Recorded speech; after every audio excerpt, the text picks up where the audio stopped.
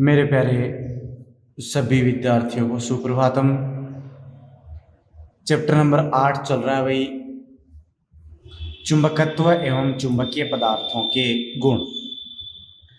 तो जो अभी चैप्टर 8 का जो हाफ पार्ट अपन पढ़ रहे हैं, ये अपना जो चैप्टर फर्स्ट था उस चैप्टर फर्स्ट के सिमिलर ही चल रहा है। वहां पे विद्युत क्षेत्र था और यहाँ पे चुंबकीय क्षेत्र है, इतना ही फर्क है। बाकी उसके सिमिलर ही अपने पास टर्म्स आ रही हैं। तो आज का जो अपना टॉपिक होगा वो है समचुंबकीय क्षेत्र। समचुंबकीय क्षेत्र में दंड चुंबक, या आप इसको बोल सकते हो द्विध्रुव, क्योंकि द्विध्रुव के उदाहरणों में दंड चुंबक अपने लिखा था, पर बल आघूर्ण। ठीक है, बल आघूर्ण का मान अपने को निकालना है। तो अपन मान के चले कि अपने पास एक समचुंबकीय क्षेत्र है। ये एक समचुंबकीय क्षेत्र है। चुंबकीय क्षेत्र को अपन बी वेक्टर से डिनोट करते हैं, तो ये समचुंबकीय क्षेत्र हो जाएगा बी वेक्टर। इस समचुंबकीय क्षेत्र में एक दंड चुंबक रखा हुआ है। उस दंड चुंबक का जो ध्रुव प्रबलता है वो m है, उसकी प्रभावी लंबाई 2l है, और दंड चुंबक की जो अक्ष है वो चुंबकीय क्षेत्र से थीटा कोण पर है। ठीक है, तो ये एक दंड चुंबक है और ये इस प्रकार से इसकी जो अक्ष है ये थीटा कोण पर है। तो ये इसकी अक्ष होती है दोनों ध्रुवों को मिलाने वाली काल्पनिक रेखा। ये s ध्रुव है, ये n ध्रुव है। ठीक है, लंबाई 2l होगी। तो ये इसकी अक्ष इससे ये थीटा एंगल बना रही है, दिख रहा होगा आपको। ठीक है, तो इस ध्रुव पर, ध्रुव जब चुंबकीय क्षेत्र में चुंबक रखा हुआ है तो इस पर बल लगते हैं, चुंबकीय बल। नॉर्थ पोल जो है इस पर, उत्तरी ध्रुव पर बल जो लगता है वो चुंबकीय क्षेत्र की दिशा में, और ये लगता है F बराबर mb, ये अपन पहले पढ़ चुके। और साउथ पोल पर चुंबकीय क्षेत्र की विपरीत दिशा में ये भी बल लगता है F बराबर me। दोनों समान परिमाण के होते हैं, देख सकते हैं आप, दोनों समान परिमाण के हैं, लेकिन दोनों की जो देखो दिशा है वो इसकी चुंबकीय क्षेत्र की दिशा में, इसकी विपरीत दिशा में। तो दोनों जो बल हैं वो बल अपन कह सकते हैं परिमाण में समान और दिशा में क्या है, विपरीत। F बराबर mb। ठीक है, 1 के लिए F बराबर mb ये है, और 2 के लिए F2 बराबर mb। यहां पे आप माइनस चिन्ह लगा सकते हैं जो कि विद्युत क्षेत्र के विपरीत दिशा को दर्शाता है। तो इस पर लगा परिणामी बल, परिणामी हो जाएगा ये प्लस ये, लेकिन यहाँ नेगेटिव है तो ये क्या बचेगा, 0। इसका मतलब इस जो दंड चुंबक है या छड़ चुंबक है इस पर कोई भी बल कार्य नहीं करता। ठीक है, तो इसमें स्थानांतरित गति नहीं होगी। लेकिन यहां पर देखो इसकी क्रिया रेखा, इन बलों की क्रिया रेखा भिन्न भिन्न है। इसकी क्रिया रेखा ये है, इसकी क्रिया रेखा ये है। ठीक है, परिणामी बल तो शून्य है लेकिन क्रिया रेखाएं क्या हैं, भिन्न भिन्न है। और क्रिया रेखाएं भिन्न भिन्न होने से एक बल युग्म बनता है। क्या बनता है, बल युग्म। और वो बल युग्म क्या उत्पन्न करेगा, बल आघूर्ण। क्या उत्पन्न करेगा, बल आघूर्ण। तो उस बल युग्म को अपन क्या कहेंगे, बल आघूर्ण कहेंगे, जो उसको इस चुंबकीय क्षेत्र के समानांतर लाने का प्रयत्न करता है। तो बल आघूर्ण क्या होता है ये अपन पहले पढ़ चुके हैं। बल आघूर्ण होता है किसी एक ध्रुव पर लगा बल तथा दोनों ध्रुवों के मध्य की लंबवत दूरी, दोनों ध्रुवों के मध्य की लंबवत दूरी। अब यहाँ पे क्रिया रेखाओं के मध्य की लंबवत दूरी, दोनों ध्रुवों के मध्य की लंबवत दूरी होगी। तो देखो क्रिया रेखाओं के मध्य की लंबवत दूरी होगी ये वाली दूरी, मैंने इसको नाम दे दिया P, तो NP हो गई। तो बल आघूर्ण को टॉ से लिखते हैं। बल हो गया एक बल का परिमाण mb और गुणा np। ठीक है, अब np का मान कितना, np चाहिए अपने को, np चाहिए तो देखो इसकी प्रभावी लंबाई अपने को पता है 2l है, ये 90 डिग्री है, और ये एंगल थीटा, तो ये भी थीटा। थीटा के सामने क्या हो गया, लंब। 90 के सामने क्या हो गया, कर्ण। तो अपने को लंब चाहिए और कर्ण दे रखा है, तो लंब और कर्ण में तो रिलेशन साइन का होता है। तो चित्र से लिख सकते हैं साइन थीटा, साइन थीटा बराबर क्या होता है, लंब एनपी बटे करण एनएस।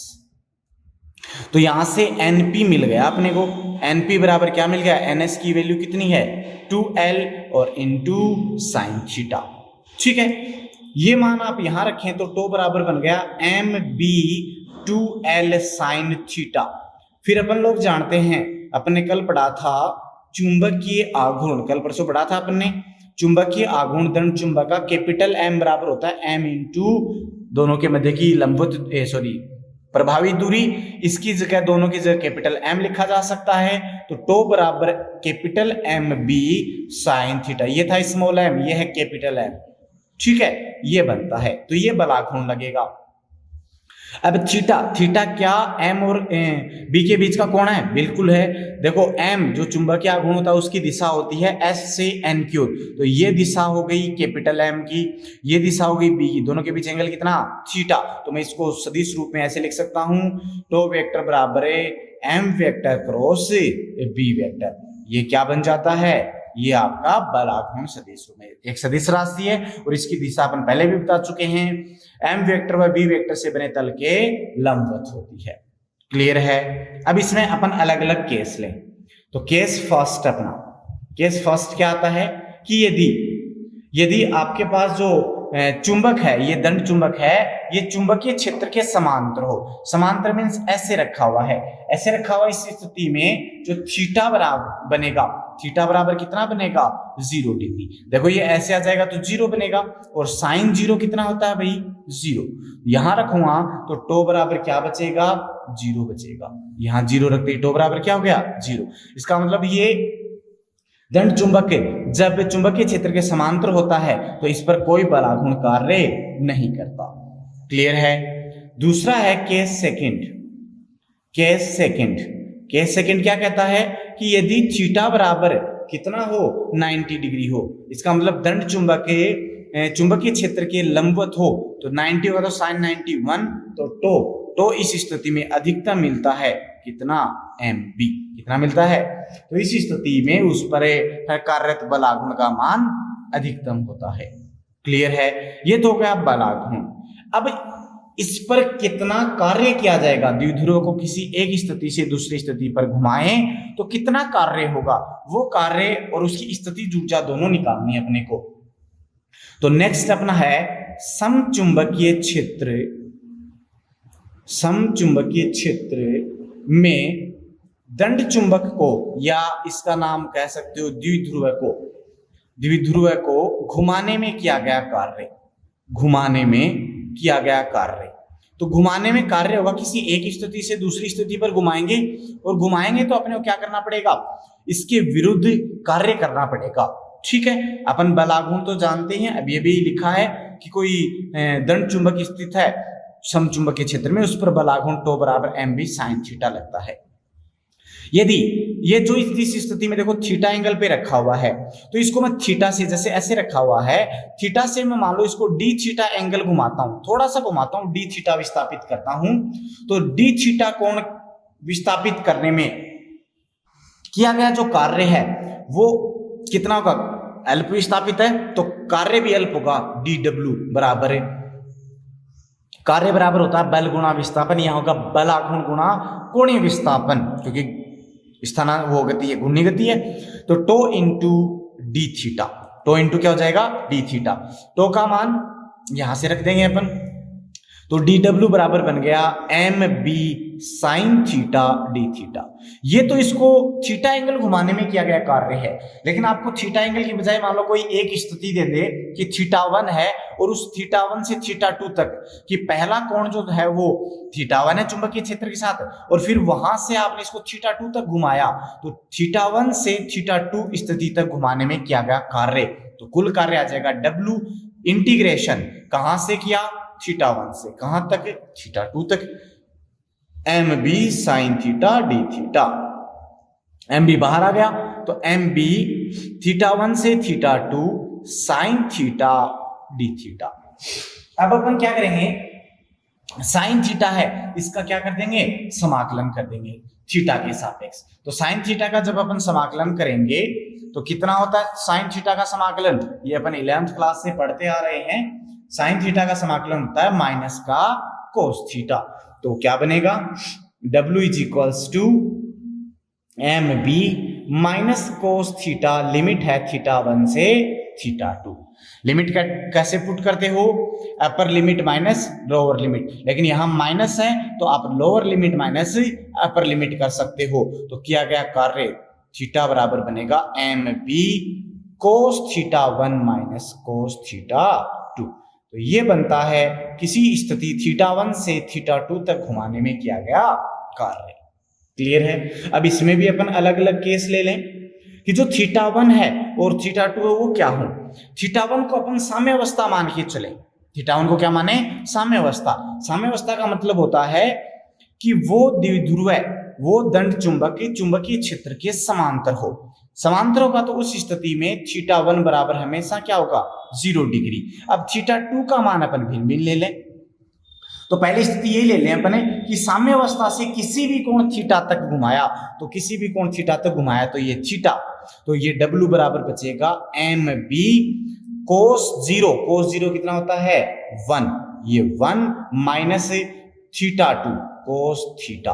तो किसी दंड चुंबक को समचुंबकीय क्षेत्र में साम्यावस्था से थीटा कोण तक घुमाने में किया गया कार्य इतना होगा।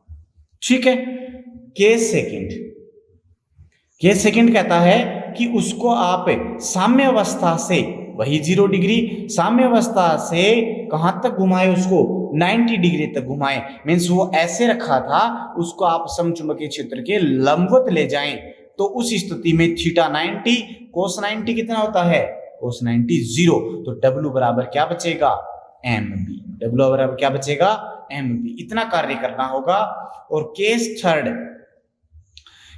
है कि उसको साम्यावस्था से कहां तक ले जाओ, 180 डिग्री तक। मीन्स ऐसे था, उसको आप घुमा के 180 डिग्री तक घुमाएं तो कितना कार्य करना पड़ेगा।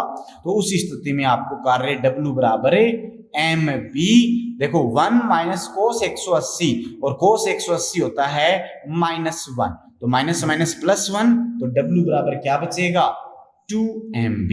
तो उसको अगर आप साम्यावस्था से कहां तक ले जाते हैं 180 तक, तो आपको किया गया कार्य क्या होगा 2mb होगा। तो ये कार्य आ गया। अब अपन निकालेंगे इसकी स्थितिज ऊर्जा। तो नेक्स्ट होगा समचुंबकीय क्षेत्र में दंड चुंबक की स्थितिज ऊर्जा। तो स्थितिज ऊर्जा अपन पहले भी बहुत बार पढ़ चुके हैं। स्थितिज ऊर्जा जो होती है वो किए गए कार्य के बराबर ही होती है। अर्थात यहाँ पे स्थितिज ऊर्जा होगी क्योंकि कोई भी एक मानक अवस्था ले लें, उस मानक अवस्था से किसी भी अवस्था तक घुमाने में किया गया कार्य उसमें स्थितिज ऊर्जा के रूप में संचित होता है। तो यहाँ जो स्थितिज ऊर्जा होगी UM बराबर होगी वही कार्य की इक्वल होगी। तो कार्य तो अपना था बल आघूर्ण गुणा विस्थापन, तो डी थीटा स्थिति से डी थीटा विस्थापित करने में किया गया कार्य उसकी स्थितिज ऊर्जा के रूप में संचित होता है। तो टो इंटू थीटा, टो का मान रखा थीटा एंगल पर, तो UM बराबर टो का मान कितना था भाई, टो का मान था MB sign theta D theta. Clear है। इंटीग्रेशन करेंगे MB साइन थीटा का माइनस कोस थीटा, तो UM बराबर बनेगा -MB कोस थीटा। ये बनती है आपके पास में स्थितिज ऊर्जा। अब यहाँ पे आप कोस थीटा हटाते हो, तो कोस थीटा हटाओगे तो इसकी जगह ये थीटा एंगल देखो M और B के बीच का एंगल है, तो यहाँ कोस हटता है तो डॉट प्रोडक्ट आता है, तो UM बराबर क्या बनेगा -M vector dot B vector. आप इसको इस फॉर्म में भी लिख सकते हो। ठीक है, ये इसकी स्थितिज ऊर्जा हो गई। अब इसमें केस लें डिफरेंट कि किस स्थिति में रहे तो स्थितिज ऊर्जा कितनी होगी। यदि दंड चुंबक है वो इसके समांतर हो, ठीक है, चुंबकीय क्षेत्र के, तो यदि थीटा बराबर 0 डिग्री हो, तो थीटा 0 डिग्री होगा तो कोस 0 कितना होता है भाई 1, तो UM बराबर बचेगा -MB। और इस स्थिति में उसकी स्थितिज ऊर्जा क्या होती है न्यूनतम होती है। और यहां पे मैं क्या कहूंगा कि इस स्थिति में जो दंड चुंबक है वो स्थायी संतुलन अवस्था में होता है। क्या से होता है? स्थायी संतुलन अवस्था में होता है। ठीक है, तो स्थायी संतुलन अवस्था में कब होगा? जब वो उसके समानांतर होगा। क्लियर है? केस सेकंड, यदि थीटा बराबर 90 डिग्री हो, 90 होगा तो cos 90 0, cos 90 0, तो यहां से um बराबर क्या बचेगा? 0। अर्थात जब वो ऐसे रखा होगा तो उसकी स्थितिज ऊर्जा का मान 0 होगा। और केस थर्ड अपने पास क्या आता है कि यदि थीटा बराबर 180 डिग्री हो, मीन्स प्रति समांतर हो, तो um बराबर cos 180 -1 माइनस प्लस बन गया, प्लस mb बचता है। और इस स्थिति में उसकी जो स्थितिज ऊर्जा है वो क्या होती है? अधिकतम होती है। और जब इस स्थिति में भी दंड चुंबक होता है तो वो अस्थायी संतुलन अवस्था में होता है। कैसे होता है? होता संतुलन में है लेकिन वो स्थायी ना होकर कैसे होता है? अस्थायी संतुलन अवस्था। ठीक है, तो ये आपका बलागुण हो गया समचुंबकीय क्षेत्र में। बलागुण के साथ में ही उसमें किया गया कार्य, और कार्य के साथ में उसकी स्थितिज ऊर्जा। तो जो फर्स्ट चैप्टर के सिमिलर जो पार्ट था इस चैप्टर का, वो आज आपका कंप्लीट हो गया है। हाफ एंड सेकंड पार्ट जो है वो इसका अपने नेक्स्ट स्टार्ट करेंगे। ठीक है, अब आपके कुछ न्यूमेरिकल्स थे चैप्टर नंबर 7 के, कुछ डाउट्स थे, उन न्यूमेरिकल्स को अपन आज क्लियर करते हैं। ठीक है, देखिए सबसे फर्स्ट न्यूमेरिकल आपका क्वेश्चन था एक न्यूमेरिकल में, वो ये है, पहले क्वेश्चन को ध्यान से पढ़ें फिर अपन उसको करेंगे, कि एक तार है AB, उसमें से 10 एम्पेयर की स्थिर विद्युत धारा प्रवाह, स्थिर का मतलब है कांस्टेंट, परिवर्तित नहीं होगी। यह तार एक मेज पर क्षैतिज रखा है। क्षैतिज का मतलब ऐसे रखा है, ये ऐसे रखा है क्षैतिज। ठीक है, ये ऊर्ध्वाधर, ये क्षैतिज, ऐसे रखा हुआ है। ठीक है, एक अन्य तार CD इस तार AB के ठीक ऊपर 2 मिलीमीटर की ऊंचाई पर स्थित है। तार CD से भी धारा प्रवाहित हो रही, कितने मान की? 6 एम्पीयर की विद्युत धारा प्रवाहित हो रही है। ठीक है, तार CD की प्रति एकांक लंबाई का द्रव्यमान कितना हो कि तार मुक्त अवस्था में यह अपनी स्थिति में लटका रहे, और तार AB के सापेक्ष तार CD में प्रवाहित धारा की दिशा क्या होगी?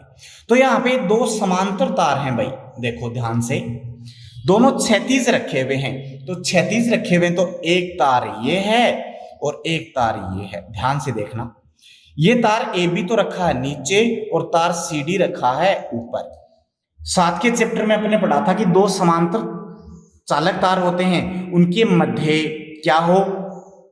उनके मध्य बल लगता है, और वो बल या तो आकर्षण होगा या प्रतिकर्षण। जब दो स्थितियां थी, जब दोनों में धारा की दिशा समान थी तब आकर्षण बल था, और दोनों में धारा की दिशा विपरीत थी तो प्रतिकर्षण बल था। ये चीज अपने पढ़ी थी 7 के चैप्टर में। अब आगे देखो, ये कह रहा है कि क्वेश्चन में देखो क्या कह रहा है कि तार अपनी मुक्त अवस्था में लटका रहे तो इसके लिए द्रव्यमान कितना होगा? मतलब ये नीचे गिरेगा, जब ऊपर लटका है तो नीचे गिरेगा तो इस पर क्या लगेगा? इस पर बल लगेगा, गुरुत्वाकर्षण बल, जिसके कारण इसका भार होगा mg। क्या होगा? mg। अब ये mg इसको नीचे गिराएगा, लेकिन ये कह रहा है कि इस पर, इसके ऊपर कितना बल लगेगा, क्योंकि जब इसमें धारा प्रवाहित होगी, धारा प्रवाह के कारण ये इस पर बल लगाएगा, तो ये ऊपर ही लटका रहा है। इसके लिए वो बल कैसा होना चाहिए भाई? अगर मान लो नीचे की तरफ खींचे इसको, ये तो ऑलरेडी आ ही रहा नीचे की तरफ है, वो भी इसको अपनी तरफ खींचे तो आकर्षण बल हो गया, लेकिन वो तो लटका कहाँ रहा फिर। इसलिए ये लटका कब रहेगा? जब इस पर जो बल लग रहा है वो प्रतिकर्षण हो। ध्यान से सुनना, जो बल लग रहा है वो क्या हो? प्रतिकर्षण हो। ठीक है, प्रतिकर्षण हो, इसका मतलब है इनमें प्रतिकर्षण कब होता है? जब दोनों में धारा की दिशा विपरीत हो। एक पॉइंट यहाँ पे क्लियर हो आपका कि ये कब नीचे नहीं आए? जब इस पर लगने वाला जो बल है, जो गुरुत्वाकर्षण भार है, वो उस भार को ऊपर की तरफ कौन संतुलित करे? जो आपका चुंबकीय बल है। और चुंबकीय जो बल है वो चुंबकीय बल ऊपर की तरफ होगा, इसका मतलब प्रतिकर्षण प्रकृति का होगा, ये इसको प्रतिकर्षित करे। और प्रतिकर्षित कब करेगा? जब उसमें प्रवाहित धारा की दिशा विपरीत होगी। इसका मतलब यदि इसमें धारा की दिशा ऐसे है तो इसमें धारा की दिशा ऐसे होगी। इसमें धारा की मान लेता हूं मैं I1 है, इसमें I2। तो एक क्वेश्चन का आंसर मिल गया। देखो तार AB के सापेक्ष तार CD में प्रवाहित विद्युत धारा की दिशा क्या होगी? एक आंसर मिल गया कि तार AB के सापेक्ष तार CD में प्रवाहित धारा विपरीत होगी। क्लियर है? अब देखो अपने को दे क्या क्या रखा है। I1 दे रखा है 10 एम्पियर, I2 दे रखा है 6 एम्पियर। ठीक है, इन दोनों के बीच की दूरी मान लो कि ये स्मॉल r दूरी पर रखे हुए हैं। वहां पे भी अपने स्मॉल r माना था 2 mm है, और 2 mm को चेंज करूंगा मैं तो 2 × 10⁻³ मीटर इतना अपने को दे रखा है। एक g दे रखा है 10 मीटर पर सेकेंड स्क्वायर। ठीक है, निकालना क्या है? प्रत्येकांक लंबाई का द्रव्यमान, और प्रत्येकांक लंबाई का द्रव्यमान था स्मॉल m। प्रत्येकांक लंबाई का द्रव्यमान क्या था? Small m। क्लियर है? अब देखो तो ये इस पर बल लगाएगा, ये बल, तो प्रत्येकांक लंबाई का द्रव्यमान निकालना, तो प्रत्येकांक लंबाई का बल पता होना चाहिए। तो प्रत्येकांक लंबाई का बल मींस F/L। तो F/L चैप्टर नंबर 7 के अनुसार क्या था भाई? μ0 I1 I2 अपॉन 2πr। याद आया कि दो में I1 और I2 मान की धारा प्रवाहित हो रही है, तो उनकी प्रत्येकांक लंबाई पर लगा बल F/L बराबर था μ0 I1 I2 upon 2πr। Clear है? मान था इसका न्यूटन पर मीटर। अब ये मिला आपको, ठीक है, और इसको संतुलित कौन करेगा? प्रश्नानुसार ये मुक्त अवस्था में कब लटका रहेगा? जब इस बल को संतुलित कौन करे? ये भार संतुलित करे। इसका मतलब इसके बराबर mg रखो तो आपको m का मान मिल जाएगा। तो mg बराबर μ0 I1 I2 upon 2πr। Clear है? यहां से m बराबर क्या मिला? m बराबर ही तो मिले अपने को, m ही तो चाहिए। m बराबर मिल गया μ0 I1 I2 upon 2πr into m, sorry g। अब सारे मान रख दो। तो m बराबर μ0 का मान पता है 4π इंटू 10⁻⁷ वेबर पर ampere into metre, into I1 का मान 10 एम्पियर, I2 का मान 6 एम्पियर अपॉन 2π को ऐसा ही पड़ा रहने दो। R का मान ये रहा 2 इंटू 10⁻³ और G का मान क्वेश्चन में दे रखा है 10। क्लियर है? देखो पाई से पाई कैंसिल आउट, 10 से 10 कैंसिल आउट। ठीक है, ये 2 इंटू 2, ये 4 कैंसिल आउट हो गया। क्या बचेगा? m बराबर देखो यहां बचेगा 6 इंटू, ऊपर है 10⁻⁷, नीचे है 10⁻³ ऊपर जाएगा तो 10⁻+3 माइनस का 4 बचेगा। तो m बराबर बचेगा 6 इंटू 10⁻⁴ kg। अब देखो प्रति एकांक लंबाई का बल है ये, इसका मतलब kg पर मीटर। मात्रक का ध्यान रखें यहाँ पे, kg अकेला नहीं लिखना, क्योंकि कुल भार नहीं पूछा, कुल मास नहीं पूछा, कुल द्रव्यमान नहीं पूछा, उसने पूछा है प्रति एकांक लंबाई का द्रव्यमान।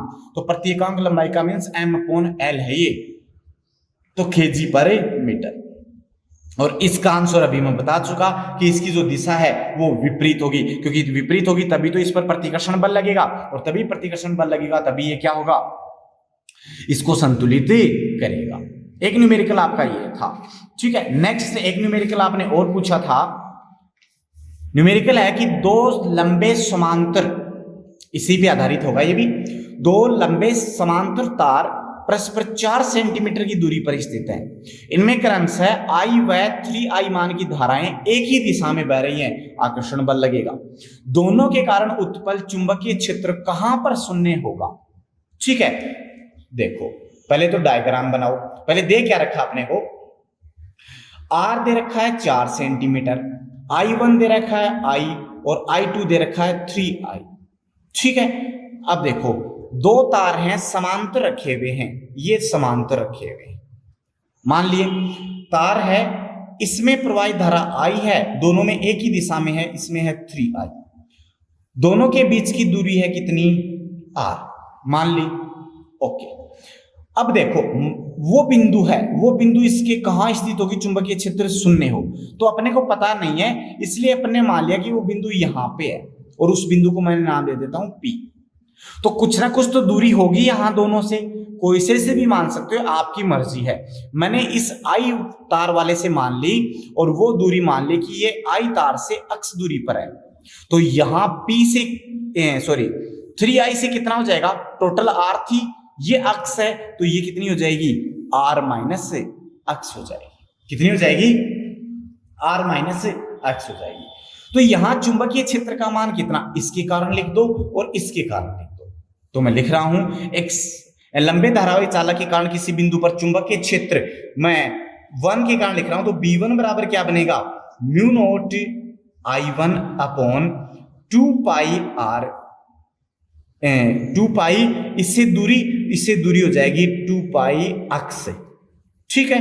और ये बन जाएगा म्यू नोट I1 का मान हो जाएगा I अपॉन 2 अक्ष, समीकरण नंबर 1। B2 इसके कारण है, तो B2 बराबर क्या बनेगा, म्यू नोट I2 अपॉन 2 अब r का मान मीन्स इससे दूरी हो जाएगी r माइनस अक्ष, ठीक है, बराबर म्यू नोट I का मान यहाँ पे सॉरी I2 का मान है 3i, तो इसको मैं लिख देता हूं 3i अपॉन 2 r का मान कितना 4 माइनस अक्ष, समीकरण नंबर 2, ठीक है। तो इस पर परिणामी बल कितना, परिणामी बल अगले ने दे रखा है, शून्य होना चाहिए, तो परिणामी बल B बराबर आपके पास में B वेक्टर बराबर होगा B1 vector plus B2 vector. अब यहां पे देखो धारा की दिशा समान है, तो यहां चुंबकीय क्षेत्र की दिशा दोनों के कारण विपरीत होगी। देखो अपन दाहिने हाथ के अंगूठे नियम से निकाले तो इसके कारण तो नीचे की तरफ और इसके कारण ऊपर की तरफ होगी, तो B बराबर जो है वो बनेगा म्यू नोट I अपॉन 2 अक्ष और माइनस चिन्ह आया है धारा विपरीत होने के कारण, और mu naught 3i upon 2 4 minus अक्ष, ठीक है। और क्वेश्चन में कह रहा है कि ये 0 होना चाहिए, तो मैंने कर दिया 0। इसको ट्रांसफर कर दो, तो म्यू नोट I अपॉन 2 अक्ष is equals to mu naught 3i upon 2 4 minus अक्ष। म्यू नोट से mu naught cancel out, I से I कैंसिल आउट, 2 से 2 कैंसिल आउट, क्या बचेगा, मान बचता है 1 अपॉन अक्ष बराबर 3 अपॉन 4 माइनस अक्ष। क्रॉस मल्टीप्लाई कर लो, क्या मिलेगा आपको, 4 माइनस अक्ष बराबर 3x, 4 माइनस अक्ष बराबर क्या मिलेगा, 3x मिलेगा, ठीक है। इसको इधर ले जाओ तो ये बनेगा 4 इज इक्वल्स टू 4x, तो x इज इक्वल्स टू बनेगा 1, x इज इक्वल्स टू 1, और यहां पे सेंटीमीटर में देखा है तो 1 सेंटीमीटर, ठीक है। तो ये क्या होगा, ये कहेंगे कि अपन दोनों तारों के वो बिंदु कहां होगा, वो बिंदु I धारा वाले से तो होगा 1 सेंटीमीटर पर, और इससे होगा 4 में से 1 घटाया तो 3 सेंटीमीटर पर।